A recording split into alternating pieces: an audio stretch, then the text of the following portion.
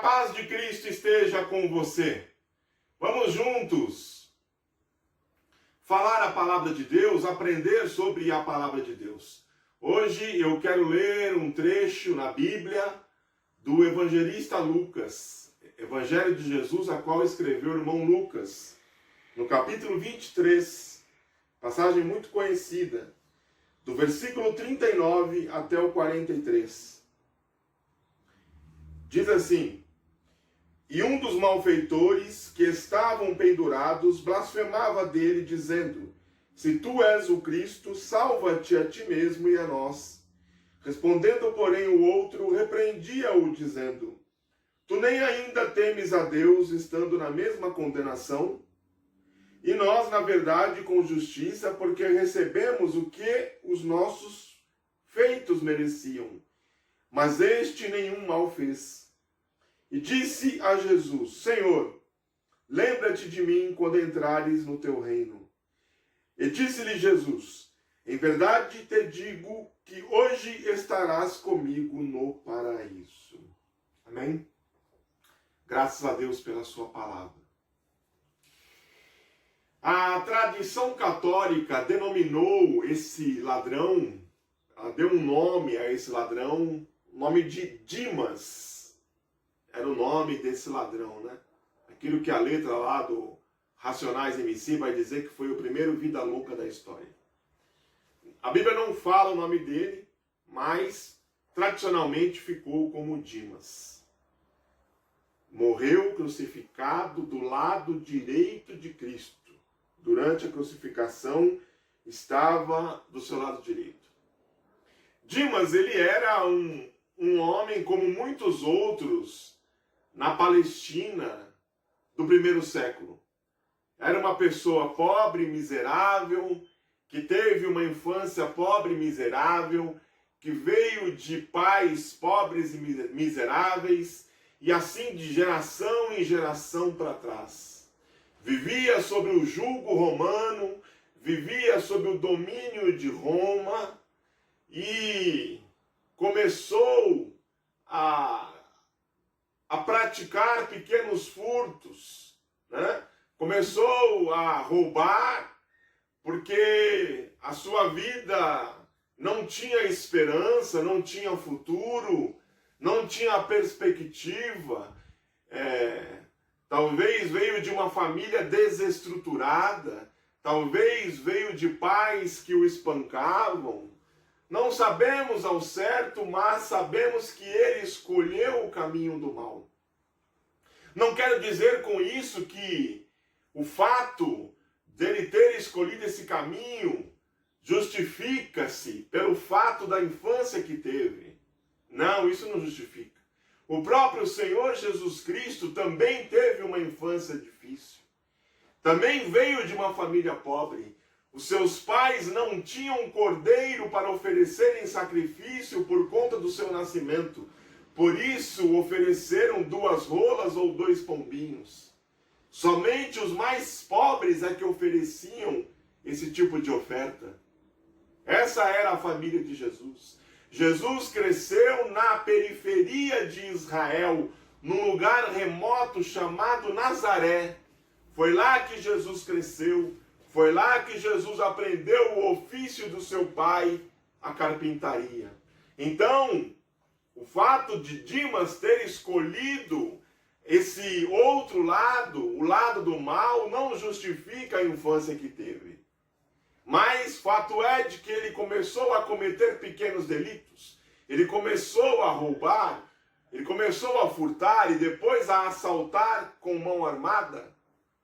Como não existia arma de fogo naquela época, ele devia assaltar com uma faca na mão ou com uma espada. Assaltava na estrada, porque é isso que significa a palavra salteador. Aqueles que assaltavam na estrada. Talvez ele pensasse que nunca fosse pego. Talvez ele pensasse que ele passaria a vida inteira e sempre se daria bem. Mas, como acontece com a maioria dessas pessoas, um dia a casa cai. Um dia acontece o inesperado.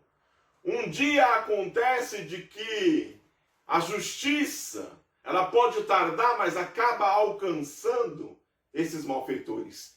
E um dia ele foi pego, e um dia ele foi preso, e ficou aguardando a sua sentença. Quero dizer que Dimas devia ser muito ruim, de má índole, devia ser procurado naquela região por muito tempo, porque a crucificação ela era reservada somente para os piores, o pior dos piores. E a sentença saiu: morte por crucificação. E assim foi. Foi crucificado com mais 2 pessoas. É interessante que o evangelista Mateus, ele nos dá um relato que Lucas aqui não dá, um detalhe que Lucas não dá. Mateus revela que Dimas e o seu comparsa, mesmo estando crucificados, arrumaram um tempo para blasfemar e para poder colocar Cristo numa posição de escárnio. Eu acho interessante isso, porque eu acredito que numa crucificação, onde você é pregado mãos e pés numa cruz, não existe tempo para nada. Toda a sua força, todo o seu fôlego, ele consiste em sentir dor. Você sente dores atrozes numa crucificação. Obviamente eu nunca fui crucificado, mas não é difícil pensar que você tem que se voltar a si mesmo, em sentir a dor que é lacinante. Mas esses caras, estando nessa condição, numa cruz, ainda arrumaram um tempo para escarnecer do Filho de Deus. Salva-te! Você não é filho de Deus? Você não tem Deus como Pai? Salva-te a ti e a nós também, se você é Deus. Eles começaram a escarnecer de Deus. Deus não te ama? Os 2 fizeram isso. Mas esses 2 ladrões, eles ficaram com Jesus crucificados durante 6 horas, das 9 horas da manhã até as 3 horas da tarde. E a Bíblia diz que ao meio-dia, trevas foram vistas sobre a face da terra. O sol se escondeu. Os pássaros já não cantavam mais. E aquele homem olhou para cima, viu aquela escuridão, olhou para o lado, viu Jesus crucificado na cruz do meio, e ele começou a raciocinar e a pensar e a dizer, talvez consigo mesmo, é Deus que está nessa cruz. Eu não sei se Dimas teve uma educação religiosa vinda dos fariseus, e se ele se desviou, se afastou de Deus nesse meio tempo. Eu acredito que não. Eu acredito que a percepção teológica de Dimas era muito limitada. Mas ele percebeu que era Deus naquela cruz. Coisa que aqueles homens que estavam ali amaldiçoando Jesus, praguejando contra Jesus, ninguém percebeu. Mas Dimas percebeu. Dimas viu que era Deus ali. E Dimas talvez pensou, eu estou morrendo com Deus. Mas a percepção teológica daquele ladrão, ela foi tão precisa. E ele pensou, é impossível matar a Deus. Não se pode matar a Deus. O que eles estão fazendo é matar o corpo. Mas Deus vencerá sobre a morte. Nada pode deter a Deus. E naquele momento, Dimas deve ter pensado, será que existe ainda alguma chance para mim? Será que existe ainda alguma oportunidade? Bom, não custa tentar. E aí Dimas disse essa famosa frase: Senhor, lembra-te de mim quando entrares no teu reino. Dimas, esse ladrão, ele não queria uma segunda oportunidade. Ele não queria que um anjo descesse do céu e o arrancasse daquela cruz. Ele não queria voltar a viver a vida em sociedade. Ele sabia que ia morrer. E mais do que isso, ele sabia que merecia morrer. Porque ele era um salteador, ele era uma pessoa má. Ele tinha vivido a vida inteira dele assim. Ele sabia que merecia estar naquela condição. Só que ele fez um último recurso.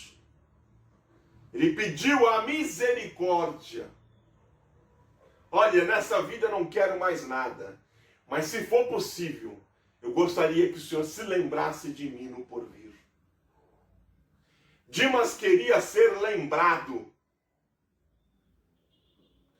E aquele homem, no último estágio da sua vida, quando não tinha mais esperança, quando parecia não haver mais solução, ele ouve uma resposta de Jesus.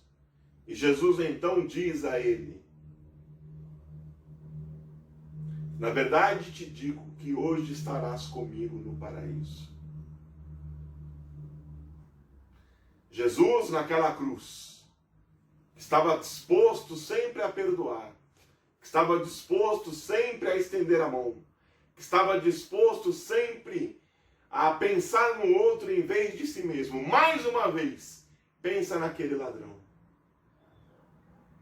Talvez você esteja achando que não existe solução para você. Talvez você esteja achando que para aquilo que você fez não existe perdão. Mas eu quero te dizer que o nosso Deus, o meu Deus, ele não desiste nunca. O meu Deus, ele está sempre de braços abertos. O meu Deus está sempre com as mãos estendidas. O meu Deus está sempre disposto a perdoar aqueles que reconhecem a sua situação. E ele está disposto, ele olha para você.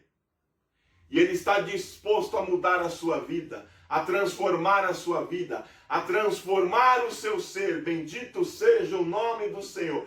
Porque o meu Deus, ele não desiste nunca.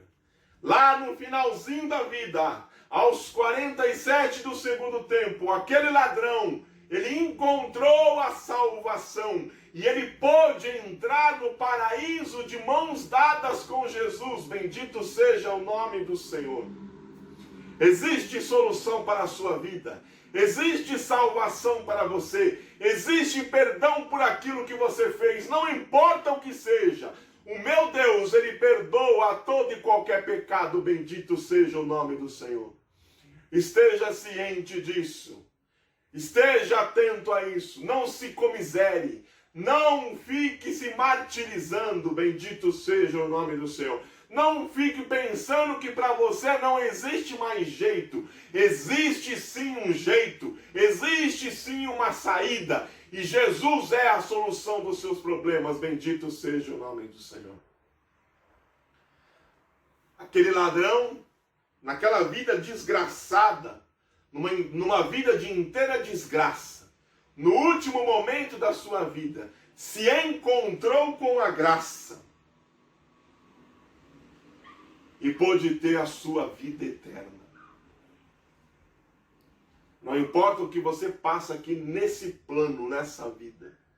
Importa sim que nós possamos passar na companhia de Jesus a nossa eternidade. Bendito seja o nome do Senhor. E a promessa de Jesus para aquele ladrão, ela continua de pé para você hoje. Quer estar no paraíso comigo? Confie em mim. Deposite em mim a sua confiança. Veja que eu sou Deus da sua vida. E eu te darei a vida eterna. Que Deus abençoe a sua vida em nome de Jesus.